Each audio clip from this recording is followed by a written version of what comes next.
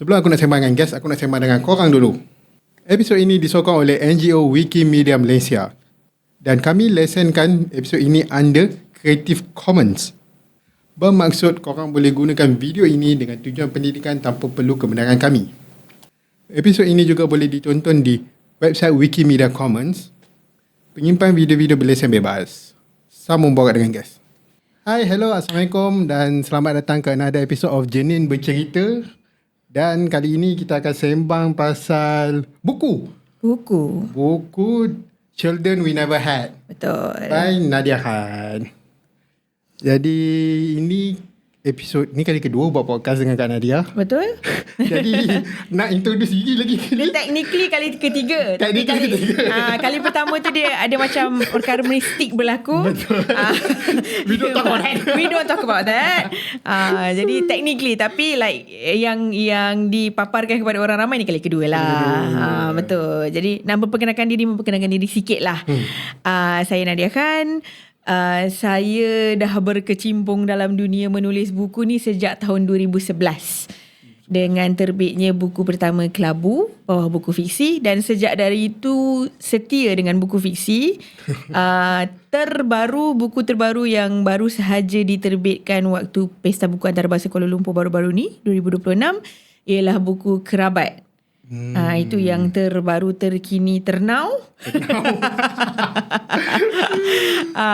Dan rasanya buku yang ke-11 bersama dengan buku fiksi, betul. Wow. Masih lagi dengan buku fiksi. Masih lagi dengan buku fiksi. Selain daripada menulis buku, saya juga menulis untuk skrip filem dan TV.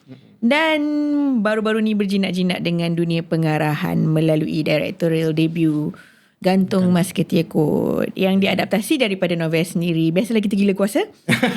Semua benda kita nak buat. Tulis buku pun nak, tulis skrip. Sebelum orang tuduh, kita ngaku dulu. Sebelum orang tuduh, kita ngaku dulu. Kita gila kuasa, tulis buku pun nak, tulis skrip pun nak, mengarah pun nak, menerbit pun nak, semualah. Senang. Di impian semua orang film student. Film student semua nak jadi macam ni.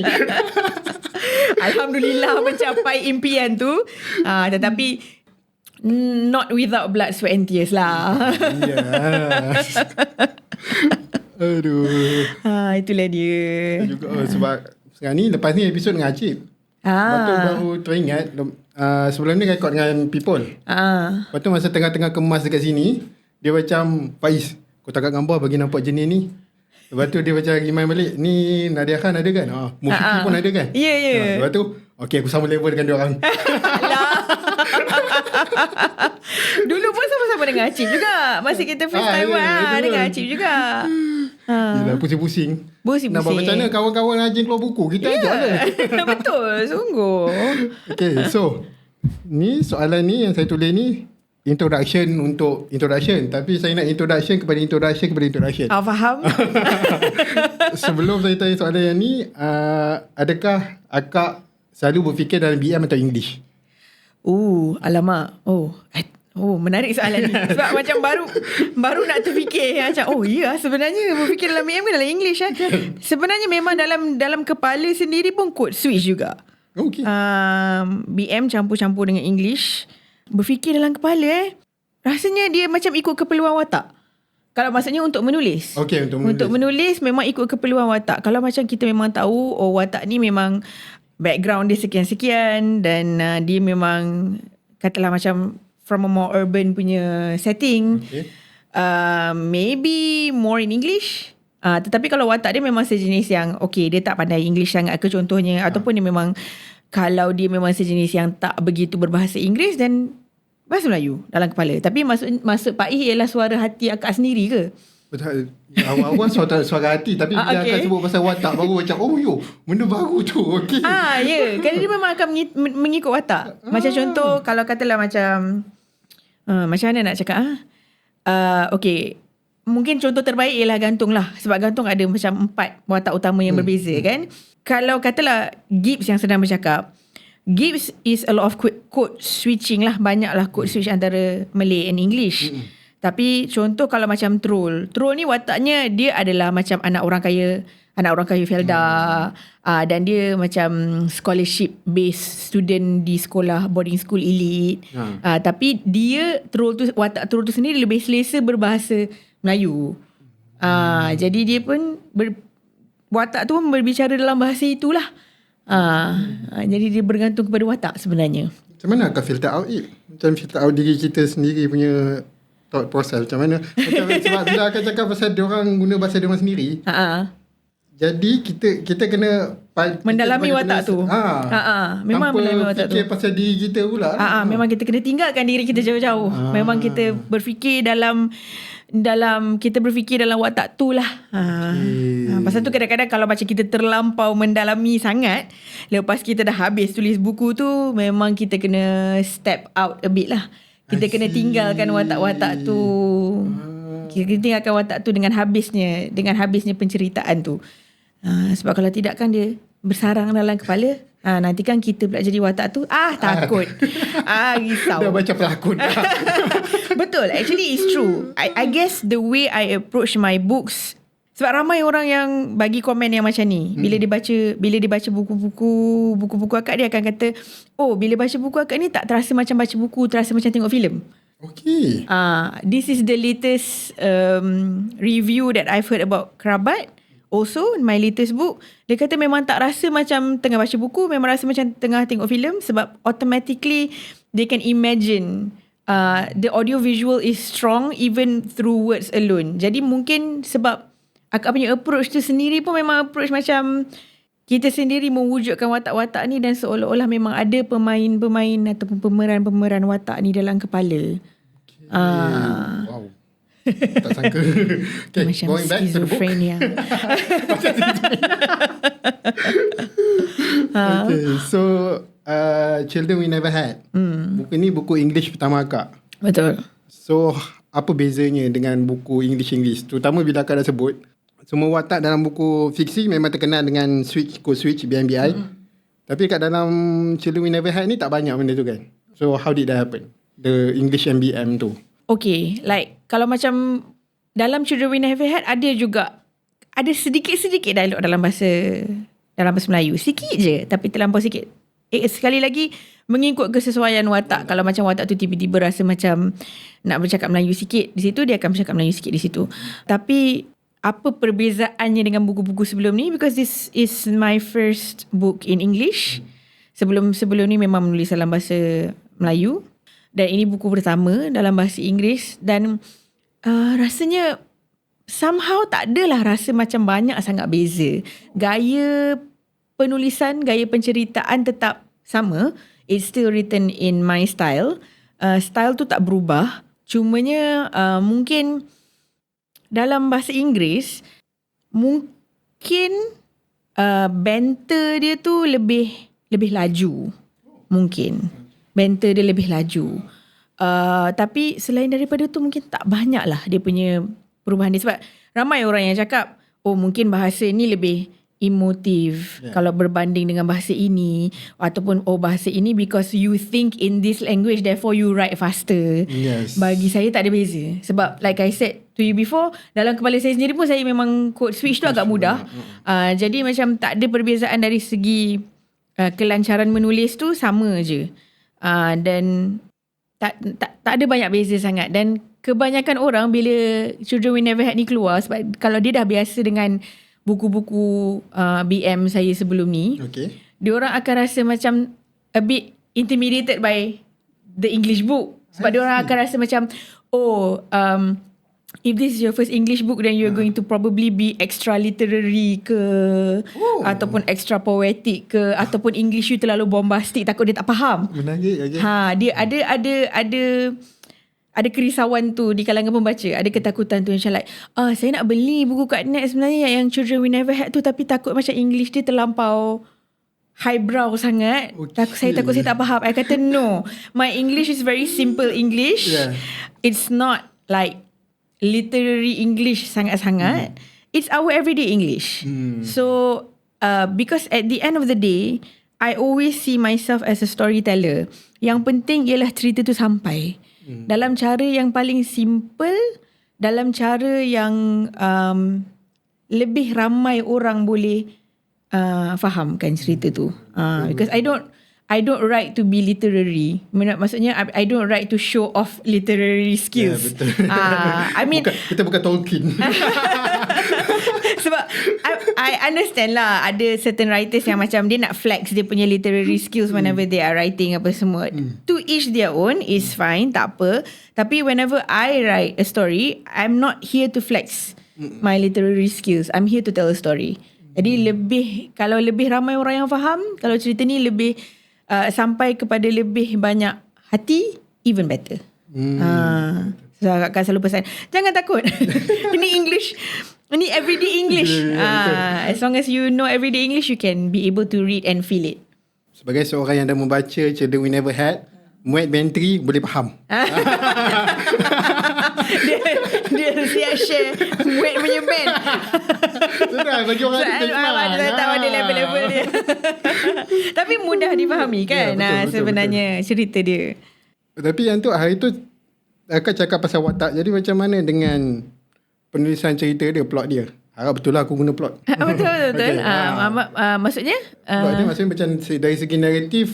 Ni based on saya pernah baca lah. Dia kata kalau nak dialog diterima, kalau nak rojak. Buat dari segi naratif, nak rojak tak sesuai. Oh, faham? Jadi adakah akak macam cuba menahan untuk merojak masa buat? Menahan dari merojak. Tak tahu. Mungkin ada betulnya juga sedikit di situ sebab the code switching happens mainly in dialogues. Dalam narrative, we keep it to one language. Mungkin sebab kita tak nak break the pace, or we don't want to like suddenly break the feel. Kalau macam dalam filmmaking punya term, kita tak nak break the fourth wall lah. Kita macam tak nak tiba-tiba penonton ataupun pembaca tu taken out of the story bila tiba-tiba rasa macam benda tu terlalu jaring ke apa ke. I don't know if this is even the right way to put it. Tapi mungkin sebab kita tak nak emosi tu terganggu dengan sudden code switching in narrative, maybe. Tapi pelik juga sebenarnya bila Pak I cakap benda ni. Baru kita macam tersedar yang kalau dalam buku-buku BM, sebenarnya I have no problems code switching dalam narrative. Okay. Tapi kalau dalam buku English, nak code switch tu macam kita kalau boleh tak nak break. Kita kalau boleh tak nak break the language. Kenapa lah? Adakah, itu yang saya sedar bila baca. Adakah macam colonization? Tiba colonization. Tiba-tiba penjajahan minda lah. Bukan. Tapi tak tahu kenapa macam tu. I think it's just naturally that way. Sebab tak tahu kalau kita cakap specifically tentang Children We Never Had, we are delving into the mind of Abby because it's told in first person. Jadi kita memang masuk dalam kepala Abby. Dan dalam kepala Abby ni mungkin tanpa saya sedari kesurupan watak Abby ni kita bagi kesurupan kerasukan watak Abby ni mungkin maybe because Abby thinks in English. Maybe that's why, because Abby herself thinks in English. So when I'm writing the narrative, basically I'm writing her thought process. So like maybe Abby is the one who thinks in English, not me. Abby yang berfikir dalam English. In a way, Abby is the writer. Wow. In a way, yeah. No, this is Abby's story. In a way, Abby is the writer lah, betul. It is Abby's story. Especially benda tu dalam third person. Okay. Tak sangka awal-awal dah sembang ni. Let's to the book. Berat ke ni? Takkan. Okay kan. Let's back to the book. Untuk yang ni, disebabkan buku ni saya baca, jadi mungkin draft ni kan saya agak banyak memuntah sebab dah baca. Faham. Because baru lepas baca and terus ni kan draft. Jadi tengok dulu. Jadi kalau akak ada soalan tiba-tiba nak tanya sebagai pembaca, faham? Boleh je tanya. Boleh. Boleh. Okay, apa yang aku tulis ni? Saya daripada kenal akak, saya beli buku ni pun sebab saya waktu tu nak cerita jiwang. Jadi okay. Menarik. Memang memilih cerita ni sebab jiwa tengah nak mencari cerita jiwang. Agak lah. Okay, sebab benda tu menarik, pernah berlaku 2 kali lah dekat saya. Okay. Waktu tu saya tiba-tiba buku akak. Lepas tu lagi satu, masa saya tiba-tiba rasa nak tengok balik cerita macam Warm Bodies. Saya cari cerita macam tu. Adalah momen-momen macam tu. Okay. Warm Bodies. Macam menarik dia punya comparison dia ni. Okay, so lepas tu tajuk dia Yuan dan Matang tu memang betul. Kita ni memang matang gila.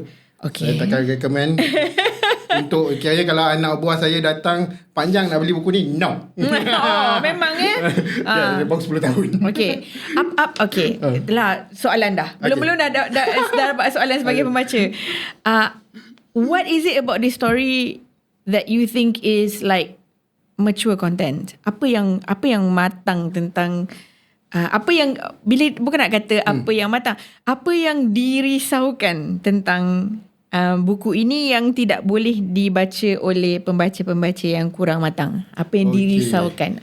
Apa yang saya risau, I don't know how to cakap benda ni tanpa berbunyi macam mana.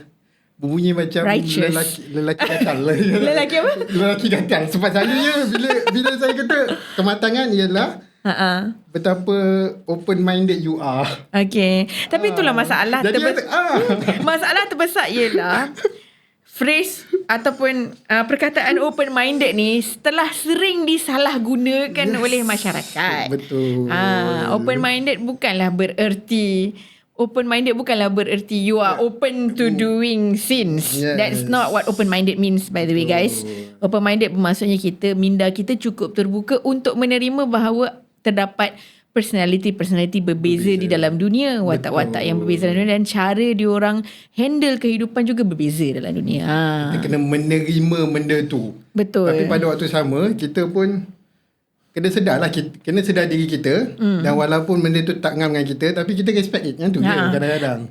Bagi akak is more like macam bukan kita kena menerima benda tu, kita kena menerima dia begitu.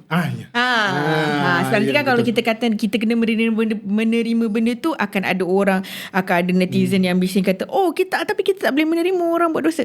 Bukan itu maksudnya. Maksudnya ialah kita kena menerima bahawa orang itu begitu, dan dia ada journey dia yang tersendiri, dia ada perjalanan dia yang tersendiri, dia ada hijrah dia yang tersendiri.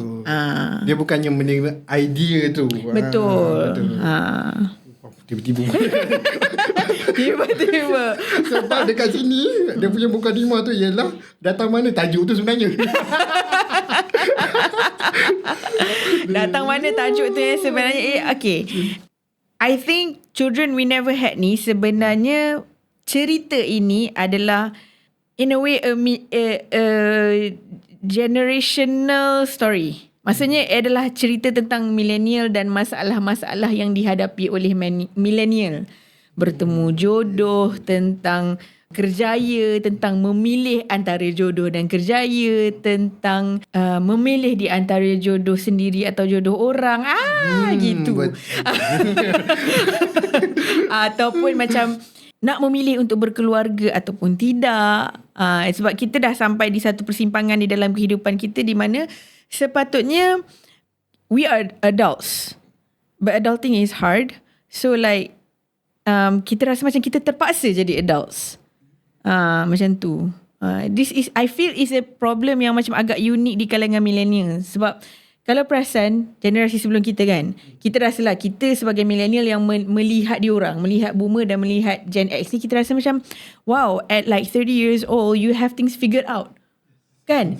Kita rasa macam bila kita ingat balik, bila kita tengok abang-abang, kakak-kakak ataupun mak ayah, aunty, uncle di dalam generation itu, kita akan rasa macam wow, umur 30 diorang matangnya. Diorang macam have everything figured out. Diorang dah ada rumah, diorang ada kereta, diorang ada kerjaya yang stabil, diorang ada keluarga yang lengkap. Wow, figured out everything already. Kita umur 30. Saya baru 30. Kita yang umur 30 maksudnya okay, like you are younger millennial, so you are 30. I'm like elder millennial. Saya adalah millennial tua. Millennial Maghrib kita panggil. Isyak lah, Isyak. Maghrib pun ni. Saya adalah millennial Isyak. Jadi macam what do you feel at 30? Have you gotten it all figured out? Nope. Kan? Maksudnya macam dari segi kerjaya, kita nak ke mana, kita ada macam, sama ada we are overwhelmed with choices, ataupun kita tak ada choice pun. Di antara dua tu. Whether we are overwhelmed with choices, ataupun actually we don't have a choice, lalui je lah segala-galanya. Macam tu. Jadi, Children We Never Had ini ialah tentang, dia sebenarnya ada dua protagonis utama, iaitu Abby dan Rudy. Rudy is also your protagonist in the story. Okay. Best friend dia. Best friend dia Rudy Best friend. adalah also like macam a sort of protagonist in the story. Dan cerita ni adalah mereka berdua dan tanpa disedari, mereka berdua melalui satu fasa di dalam kehidupan where it involves children. Where it involves, do you want to have children or you don't want to have children? Diorang dalam fasa tu dalam kehidupan diorang, di mana kita nak ada anak ke kita tak nak ada anak ni. Kita nak ada anak ke kita tak nak ada anak ni. Dan macam kalau ada anak, apa dia punya pros and cons dia, kalau tak ada apa pros and cons dia, kalau kita tak ada, adakah kita akan sedih, kalau kita ada, adakah kita akan lagi sedih. Macam tu. Jadi daripada situ lahirnya cerita Children We Never Had ni. Tajuk dia. Daripada Kak explain tu memang simpulkan semua watak-watak yang ada kat dalam cerita ni. Betul. Dilema seorang millennial. Rudy dia nampak macam secondary protagonist sahaja, tetapi Rudy punya masalah pun kalau tengok adalah berkaitan dengan children juga. Having children or not having children. Kalau baca balik tu tak sedar. Faham. Okay, Children We Never Had, masalah millennial. Macam mana akak? Adulting. Masalah adulting. Sebab benda tu pun macam kita sedar. Tak adalah sedar. Macam sekarang ni pun saya sedar bila tengok balik mak ayah kita, rupanya dia orang pun sama figuring out sebenarnya. Tapi kita waktu kita tengok dia di waktu umur kita sekarang ni, kita tak sedar benda tu. Kita rasa macam wow, dia orang macam matangnya, wow, dewasanya. Macam tu. Lepas tu sekarang ni pun kita rasa macam kita kena, saya punya perspektif lah, kita sendiri kena terima yang kita takkan figure it out sebenarnya. You just have to live with it. Correct. And you have to just make the best decision. Yes. For you at that moment in time. You tak boleh macam, katalah contoh umur you 50, lepas tu umur 30 I should have done this, I should have done that, I did that wrongly. Hindsight is always 2020. Jadi you telah membuat keputusan yang terbaik di ketika itu. Salah ke betul ke, kita hanya akan tahu the wisdom behind it later. Dan mungkin juga tajuk Children We Never Had ni ialah sebab kita selalu dengar satu lagi permasalahan, bukanlah permasalahan, dia punya macam dilema millennial ni ialah mungkin di waktu dia membesar dulu, dia tak dapat apa yang dia nak. Jadi bila dia dah jadi adult, adult money. Millennials kan kita selalu dengar ni, millennials with adult money. So I'm going to buy whatever I want to buy, and I like macam like whatever hobby yang dulu I tak mampu nak buat, I nak buat sekarang.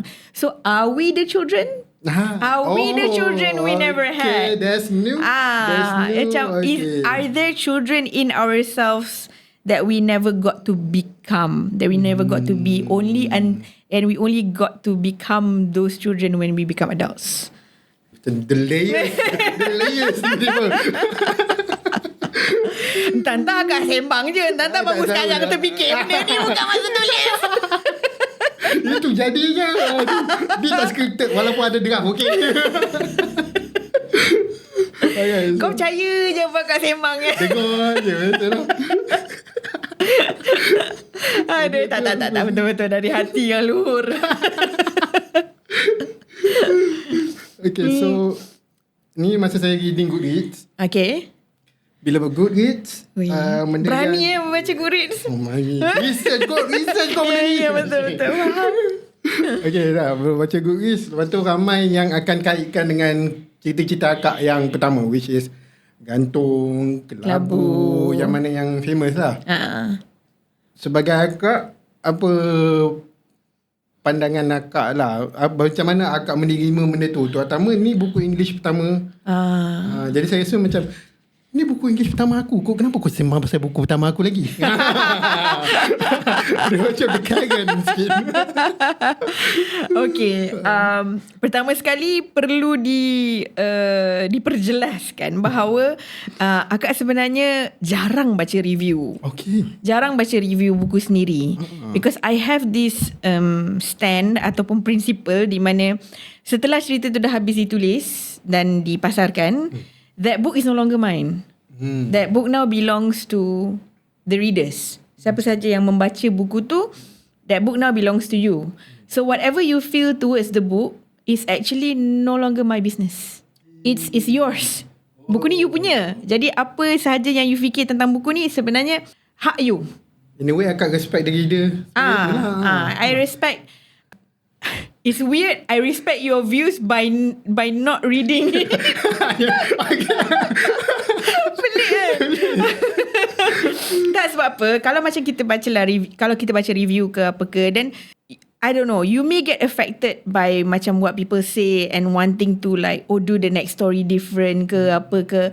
Because for me, every story is different. Setiap cerita tu berbeza dan kita tak nak terpengaruh dengan apa yang orang cadangkan ataupun apa yang orang suka, orang tak suka.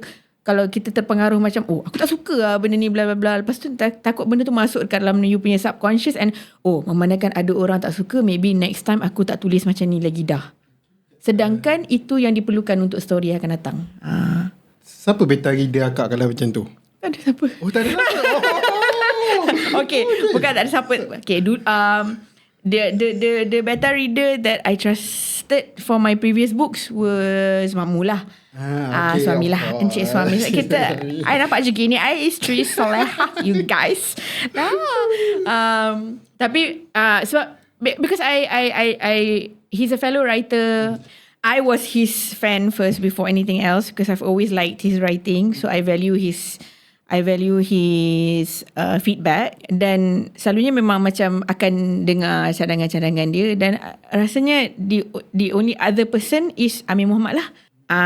Amir Muhammad lah. I akan sentiasa akan value apa sahaja input yang dia akan ada untuk cerita tu.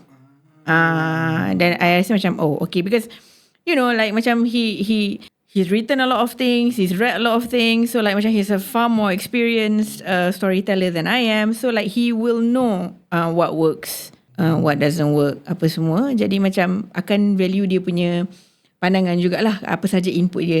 Tapi Amir Muhammad juga adalah, because he's a fellow storyteller, he understands or rather he respects other storytellers di mana macam ini cerita you untuk you ceritakan. Kalau you nak menceritakannya sebegini, it's completely alright. It's completely your prerogative lah maksudnya. Tetapi akak tak ada beta reader. Kesimpulannya selain daripada dua orang, tapi Amir Muhammad is the founder of Buku Fiksi. Ya, jadi macam yalah, dia memang akan baca setiap buku yang masuk dan dia pasarkan, dia terbitkan untuk Mamu pula sebab life partner kan. Jadi itu macam pentingnya sekufu. Sekufu. Betul. Dia life partner yang memang betul-betul sekufu, yang macam kita orang punya our values, principles, even taste is all the same. Jadi kita boleh dapat tahu apa input dia dan sekian-sekian lah. Tapi selain daripada tu sebenarnya akak memang tidak ada beta reader. Tak tahulah ni nak dikatakan confident ke overconfident ke apa ke, tak tahulah. Tapi macam I don't know. It has never felt necessary to me. Menarik juga sebab macam how do you benchmark your other works sebelum-sebelum ni? Bila jadi macam tu. Mungkin sebab for me, every time I tell a story, it feels like a calling. Maksudnya cerita ni bersarang dalam kepala dan dia terasa seperti sesuatu yang perlu diceritakan, sebab kalau tak diceritakan kita boleh jadi gila macam tu kan. Perlu dikeluarkan. I don't see it as like macam so this is my body of work and this resembles how smart I am, this resembles how cool I am. Kalau tak pernah ada artis statement tu semua. Like macam I feel that whatever stories that I have written, it is not a reflection of myself. It is just a story that I tell. Sebab tu macam akak tak meletakkan benchmark kepada diri sendiri macam buku ni kena lagi top daripada buku ni. Buku ni kena lebih bagus daripada buku ni. No, because I feel like macam each story is a unique story. Yeah. Different people will gravitate towards different stories, whatever it is that resonates with them lah. Sesiapa yang rasa macam, sebab ada setengah orang dia lebih suka Nik Kina sebab dia rasa macam Nik Kina is lighter, I always refer to it as my happy book. Dia macam cerita love story, love story with a bit of a twist. Setengah orang dia suka Kelabu sebab Kelabu is like a character journey, boleh ikut perjalanan hidup watak ni daripada mula sampai habis konflik dia. Setengah orang dia lebih sukakan cerita about a collective, so therefore they like gantung more. Lain orang lain dia punya penerimaan dia ataupun penceritaan yang dia suka. Ya dah, sebab kiranya technically akak dah bagi lauk. Pilihlah lauk apa suka. Akak takkan macam, kenapa kau ambil sambal udang ni? Penat aku masak lemak cili api ni. Kenapa kau ambil sambal udang juga? Tak ada persoalan tu. Lauk ni tersedia, ambil lah mana suka. Jadi kalau pasal cerita ni, kena mengaku juga watak-watak dalam buku ni, lifestyle dia sangatlah berbeza daripada norma Malaysia kita. Norma masyarakat. Norma masyarakat. Dah, sebab saya fikir balik, bila baca buku ni, teringat balik waktu saya jumpa fiksi awal-awal lah. Sebab buku fiksi antara yang awal ialah Mutad. Dan bila baca buku fiksi. Bila baca Mutad, dia macam, weh, buku ni ada pelak. Best Jadi dia tengok balik macam awal-awal tu, yang macam kita boleh nampak sudut hidup orang lain yang kita jarang lihat. Betul. Dan tambah bila sekarang ni dah tua, dah jumpa berbagai orang, dah dengar kisah orang macam-macam, benda tu pun dah tak mustahil dah. Jadi biasanya cerita-cerita macam ni, macam mana akak boleh keluar daripada orang ke? Apa yang macam akak kata dulu, benda tu ada stuck dalam otak kan? Apa spark dia? Apa spark dia? Sebab macam Pak Ish cakap tadi, norma kan, norma masyarakat kan. Sebab akak sentiasa merasakan yang macam norma masyarakat ni benda yang kita cipta sendiri kerana wujudnya majoriti. Kan? Maksudnya majoritinya begitu, maka normanya begini, macam tu. Tapi kita tak boleh nafikan yang dalam masyarakat kita wujudnya minoriti. Dan hanya kerana diorang bukan majoriti dan apa yang diorang praktikkan tu bukan norma, tak dikira sebagai norma dalam masyarakat, tak bererti benda ni tak berlaku. Kita tak boleh nafikan yang benda ni berlaku. Kita tak boleh nafikan yang macam dia buat benda ni rare ataupun benda ni tak diterima oleh masyarakat ke contohnya. They exist. Akan sentiasa ada orang di dalam masyarakat yang membuat benda-benda yang tak diterima oleh masyarakat lainnya. Dan adakah itu bermaksud kita tak bercerita langsung tentang mereka? Adakah itu bermaksud yang it's so taboo that we don't talk about it at all? Sebab banyak benda dalam dunia ni lagi disorokkan, lagi orang nak tahu.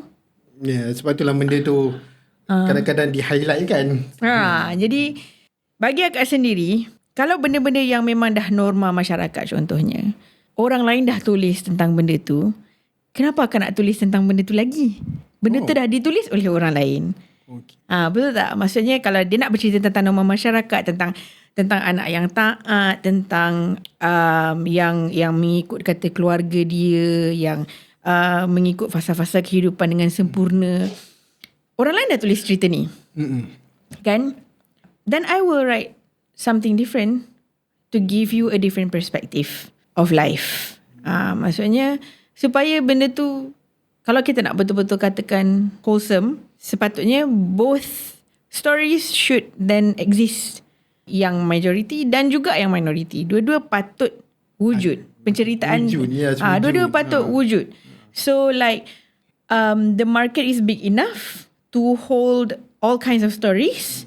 So let all stories exist. Macam tu. Utamakan kewujudan sajalah. Dan like I also gravitate towards what is interesting.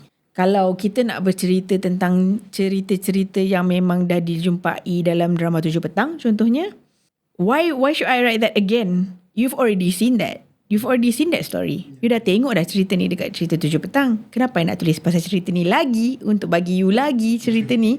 You can already see it on another platform. You can already read it on another in another book.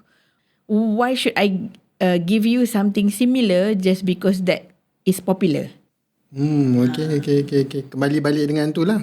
Apa yang akak dah sediakan kat kita. Ya. Kau ambil. Macam okay. Ini berbalik kepada analogi lauk tadi. Sini jual ayam gepuk, ayam gepuk. Satu row tu ada 5 kedai ayam gepuk. Takkan nak berniaga ayam gepuk lagi. Kan orang dah dapat 5 dah pilihan ayam gepuk dekat sini. Takkan kita nak berniaga ayam gepuk lagi? Tak apalah. Kita jual lah kita jual lah apa tom yum contohnya. Nak bagi kelainan dan juga nak memberikan lebih banyak variety lah.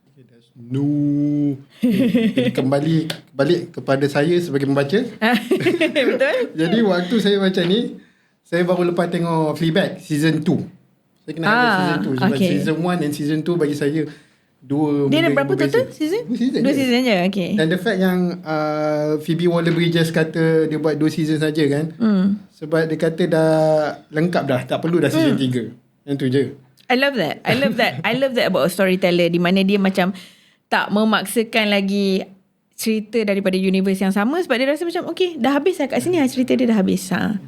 So apa yang perbandingan yang selalu berlaku waktu saya baca ni ialah Sabrina, Abby dan watak Fleabag, kedua-duanya sama. Oh, menariknya. Menarik.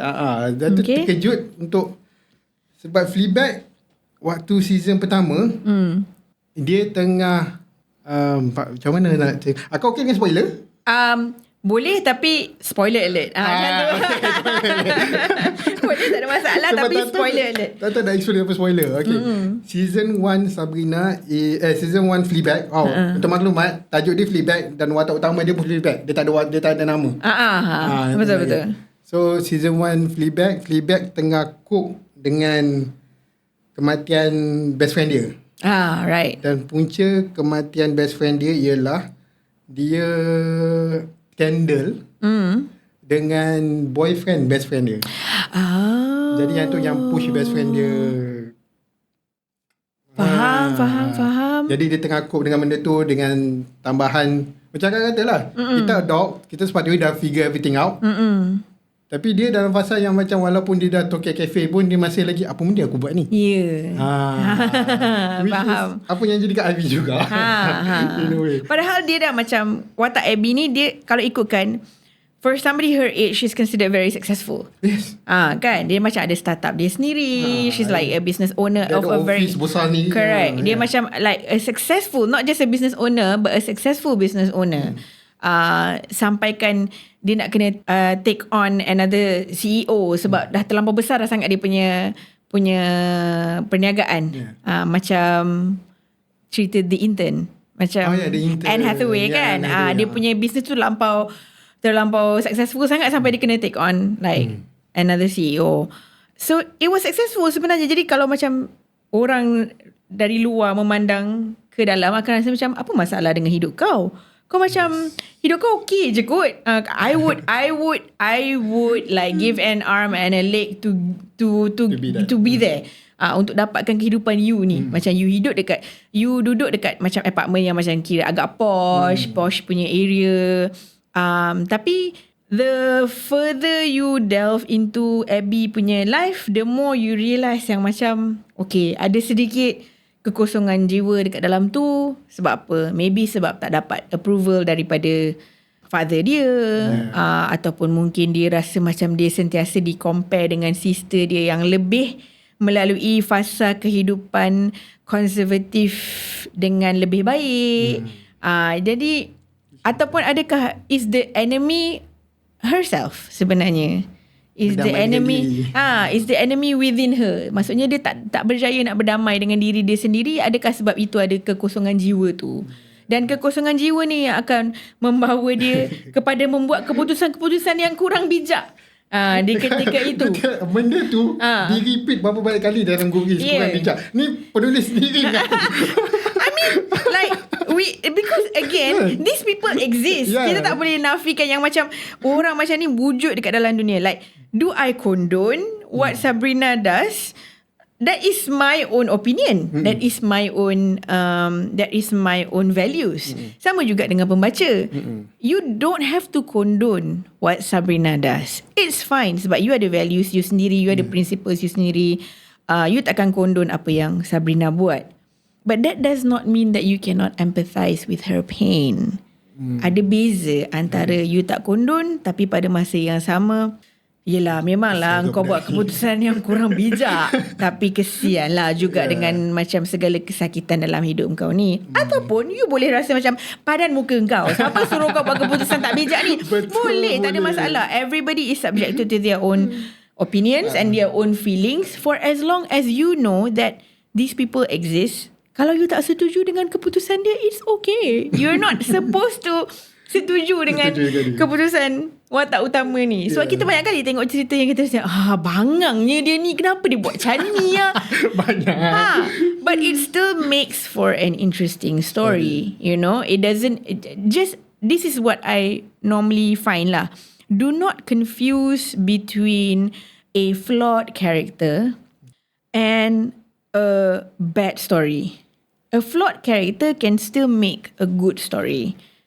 So just because a character is flawed does not mean that you write off the book altogether. Does not mean you cannot agree ataupun you cannot accept that it is a good story. A good story does not need to have perfect characters. Kalau perfect character tak jadilah cerita. Dan macam I perasan lah, ramai antara penulis-penulis di luar sana yang tak tahu kenapa, mungkin dia takut untuk menulis karakter yang flawed sebab dia takut dikecam ke apa ke, tak pasti. Tapi seolah-olah kalau macam dia nak tulis flawed karakter pun dia tulis, dia pergi sikit-sikit je. Dia tarik balik. Dia pergi sikit-sikit, lepas tu tarik balik. Because you think that the character that you're writing is reflecting your values. It's not. Your character is your character. Your character is an entirely different person. Separate the art from the artist. Okay, literal pula. Yang tu baru. Yang tu maksud baru untuk perkataan tu lah. Separate art and artist. Okay. Tak pernah fikir. Separate art from the art. Bagi for me, orang selalu anggap frasa separate the art from the artist ni, bila artis tu buat benda jahat. Atau macam separate the art from the artist ni selalunya adalah untuk yang menerima art dia. For me, I always For me, I always interpret that phrase as coming from the artist herself. Waktu you berkarya, you separatekan karya you dari diri you. Maksudnya karya yang you terbitkan adalah for the sake of the art itself. Not that it is a reflection of you or your values or your principles. Itu baru. Sekali lagi, kau beli je apa yang akak sembang Dia ada satu ayat ada 3 maksud lah. Satu je. Different perspective of things kan. Sebab kadang-kadang, yelah, dunia jadi tak menarik kalau kita daripada sudut pandang yang kita je nampak. Sekali-sekala menarik untuk kita lihat daripada sudut pandang orang lain juga. Saya buat podcast ni. Kan? Tengoklah podcast ni. Jadi coming back, bila akak kata flawed character tu kan, memang salah satu puncanya saya suka Fleabag dan The Children We Never Had. Sebab itulah flawed character tu. Coming back to season 1, Fleabag baru menerima dia ada perasaan tu tentang kematian kawan dia. Asal macam dekat tengah Children We Never Had pun ada juga bahagian tu. Dan dekat season 2 dia jatuh cinta dengan Pris pula. Faham tak? Dia macam like, kenapa kau asyik buat keputusan macam ni? Kita nakkan involvement daripada audience yang sebegitu. Betul. Lepas tu teringat balik ending season 2, sebab dekat dalam filem ni ialah dia punya team dia suka break the fourth wall. Maksudnya kalau dia ada, dia macam kita tengah borak, tiba-tiba kita ada idea sendiri kat otak. Dan kita tak nak sebut kat orang tu, kita fikir kat otak. Jadi technically dia cakap depan kamera yang tu lah. Right. Yeah. Jadi dekat ending season 2, Fleabag berpisah dengan idea tu. Jadi dia tak ada coping mechanism di mana dia berborak dengan audience untuk cope. Dia tak ada dalam tu. Faham. Dan bila baca balik ending Children We Never Had, itu yang berlaku dekat Abby. Waktu dia pergi melancong, pergi bercuti dengan Rudy. Waktu tu dia dah macam lebih menerima diri dia lah, dan dia dah berdamai lah. Dah berdamai dengan takdir. Dah berdamai dengan diri dan dah berdamai dengan takdir dia. Dan segala keputusan dia Rasanya macam dia, Abby was stalled in that phase because she kept trying to justify apa benda salah yang dia buat. Benda salah lah. Lagi you cuba nak justify, lagi you akan rasa tak tenang. Kita perlu menerima bahawa benda tu salah dan move on daripada benda tu. Okey lah, aku dah buat benda ni salah, tapi tak apalah, aku takkan buat lagi. Selagi kita cuba untuk justify benda yang kita buat salah, kita akan terus buat salah. Terutama seorang overthinker macam aku. Kan. Okay. So kita lagi 15 minit. So fast. Jadi kalau dah last ni, jika buku ni ada sequel, jika what part of Abby yang akan nak explore lagi? Ada ke? Okay. Sekali lagi spoiler alert. Sebab kita beranggapan bahawa if you're watching this podcast, you've read the book lah. Kan? Betul lah kan? But if you haven't, I'm so sorry for giving this spoiler. Maybe this is the point where you stop. Tak tahulah kan? Tapi sebab mungkin baca buku dulu, lepas tu tengok podcast ni jadi lagi menarik. Gitu. Benda ni aku letak dekat depan nanti. Spoiler alert. Okay, nanti letak kat depan. Betul. Because so towards the end of the book, kita nampak yang macam Abby dah buat satu lagi keputusan. Apa keputusan tu? Keputusan tu is to fall in love with an older man. Yes. Right? Betul. Keputusan tu adalah untuk fall in love dengan cikgu dia. Yang macam satu ketika dulu, dia tak pernah nampak the teacher in this light, because obviously the teacher is not a pedophile lah. Maksudnya dia bukanlah meminati Abby ni waktu Abby ni masih budak sekolah. Bukan. Jangan salah faham. Tak nampak kenapa. Tak tahu kenapa. Bukan. Dia bukan jatuh cinta dengan Abby ketika Abby di sekolah. Dia bukan grooming. Bukan. Dia tak grooming Abby. Bukan. Tidak. Cumanya nampak bahawa di waktu kita dua-dua adults ni, kita seperti ada keserasian. Dan macam, so she has fallen in love with an older man. Dan keputusan ni sama ada dia bijak ataupun tidak, kita tak tahu. We have yet to know, sebab kita tak tahu kan sama ada ini adalah keputusan bijak ataupun tidak. Mungkin kalau ada sequel, that's what I want to explore. Explore like what is it like to, sebab kita rasakan benda ni macam biasa, orang yang berada di dalam relationship yang ada age gap. It happens, ramai yang 5, 6 tahun, 10 tahun. It happens often enough. Dan interesting untuk kita explore apa sebenarnya cabaran-cabaran yang perlu dilalui oleh orang yang berada di dalam relationship yang ada age gap. Mungkin penerimaan keluarga. We all know that Abby punya relationship dengan father dia not so good to begin with. So how is the father going to feel when she brings home a guy that is closer to his age than to her age? How is the father going to accept this, contohnya? Ataupun adakah mungkin keserasian yang dirasakan tu awal-awal sahaja, tapi kemudiannya bila Abby ada kehidupan sendiri, ada kawan-kawan sendiri, dan obviously cikgu pun ada kawan-kawan dia sendiri, adakah akan ada renggang di situ dari segi kawan kau sebenarnya tak gel lah dengan kawan-kawan aku sebab ada age gap ni kan. Nanti nak borak apa nanti kan. Mungkin ada cabaran-cabaran tertentu yang sebenarnya kita tak pernah terfikir sebab kita bukan berada dalam relationship yang ada age gap. Adakah ini spoiler untuk sequel? Sebenarnya bagus terfikir. Banyak benda yang macam sekarang ni bagus terfikir. Bagus pasal ini. Jadi bagus. Sebenarnya Pak I yang bagi spark. Tadi kan tanya pasal spark kan. Inilah sparknya. Most of my spark actually comes from talking to other people, berborak dengan orang. Ni satu lagi benda yang I don't know whether other writers agree with this or not. Tapi saya selalu merasakan yang macam kalau kita nak menulis tentang orang, kita kena faham orang. Dan macam mana kita nak faham orang, kita kena bergaul dengan orang. Suka. Betul. kita kena bergaul dengan orang untuk kita tahu macam mana nak tulis personality dia macam gini, macam mana kita nak tahu konflik-konflik dalam hidup dia yang kita sendiri tak lalui. Yeah. Sebab macam mana kita nak handle orang ni. Macam ada orang yang macam dia insist kata macam saya tak tahu saya tak suka bergaul dengan orang, saya introvert. Dia beza kan, introvert dengan antisocial berbeza. Lain. Terima kasih Pak A. Terima kasih banyak-banyak sebab clarify benda ni, sebab ramai orang yang tak faham konsep ni. Introvert just means that your social battery charges better when you are alone, but that does not mean that you are socially inept. Lain maksud dia. Maksud dia lain. Macam tak suka lah bergaul. No. As a writer, as a storyteller, I feel that it is very, very important for you to understand people. And how do you understand people? By hanging out with more people. Betul.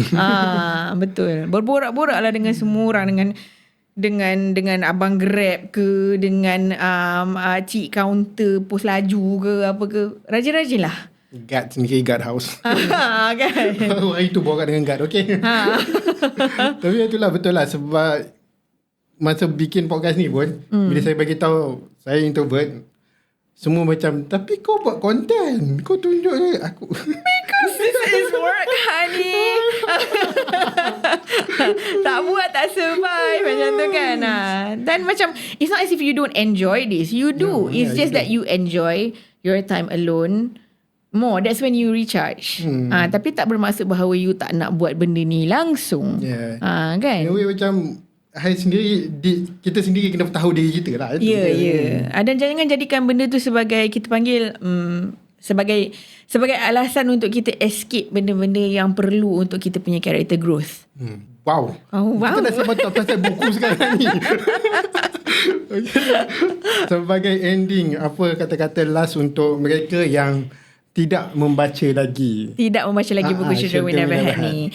Saya punya pesanan utama ialah jangan takut. Jangan takut. Jangan takut ni maksudnya jangan takut dengan bahasa dia, jangan takut dengan ceritanya, jangan takut juga dengan review orang yang mengatakan bahawa cerita ini perlu untuk orang yang open minded sahaja. Jangan takut.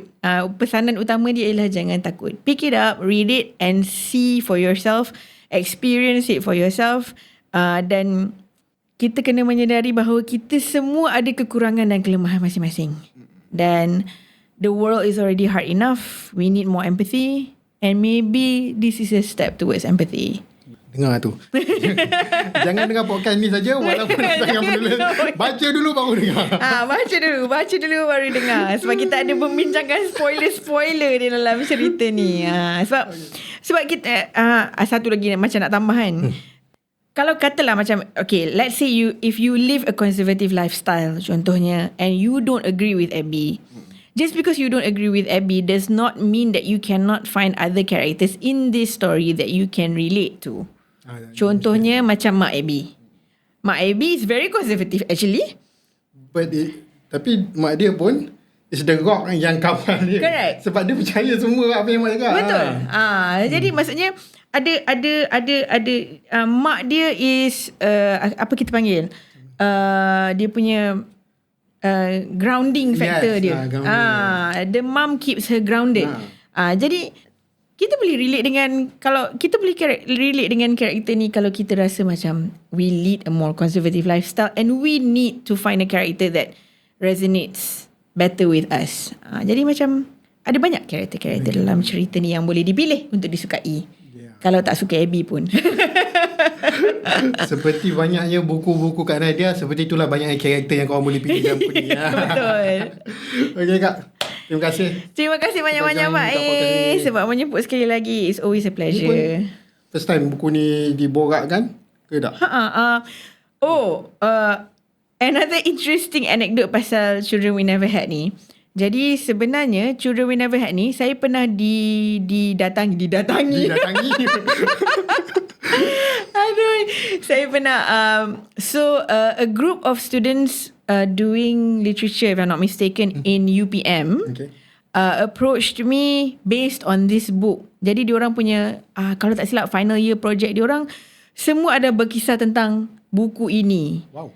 Jadi diorang interview saya dan diorang tanya apa idea di sebalik buku ni contohnya, dan kehidupan saya sendiri, relationship with my mother, and what is my relationship with children, semualah. Dia mendalaminya dengan agak dalam.